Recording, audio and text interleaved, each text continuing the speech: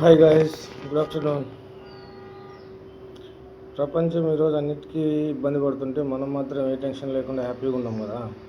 కానీ కొంతమంది సోషల్ మీడియాలో గ్యాస్కి ఇబ్బంది అవుతుంది, డీజిల్కి ఇబ్బంది అవుతుంది, పెట్రోల్కి ఇబ్బంది అవుతుంది అని చెప్పేసి మోడీ ప్రభుత్వం ఏదో చేయాలని చెప్పేసి ప్రయత్నం చేస్తున్నారు.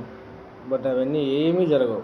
ప్రపంచంలో ఎవరికి ఏది దొరకని టైంలో కూడా నరేంద్ర మోడీ గారు మనకు క్రూడ్ ఆయిల్ తీసుకొచ్చినారు.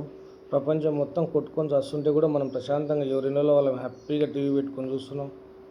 సో దీన్ని బట్టి ఆలోచిస్తే మనం సేఫ్ కదా. దీనికి కారణం మోడీయే కదా.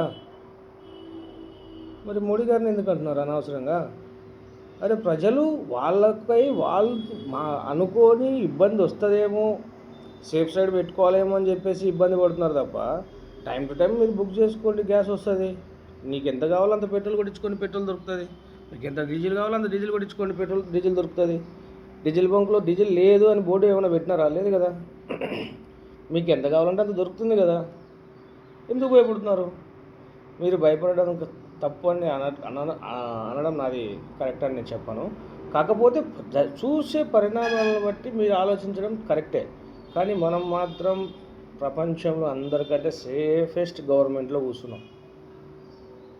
ఈ గవర్నమెంట్ ఉన్నంత వరకు మనకి ఏమి జరగదు. సో ఎవ్వరు భయపడద్దు, ఎవ్వరు టెన్షన్ పడద్దు. ఎవరికి ఏం కావాలన్నా, ఏది దొరకని టైంలో ఎవ్వరికి ఏ ప్రపంచంలో ఏది కానిది కూడా మన నరేంద్ర మోడీ చేయగలడు. ఆ నమ్మకం ఉంటే కొంచెం ఓపిక బట్టి వేచి ఉండండి. అంతే. జై హింద్, జై భారత్.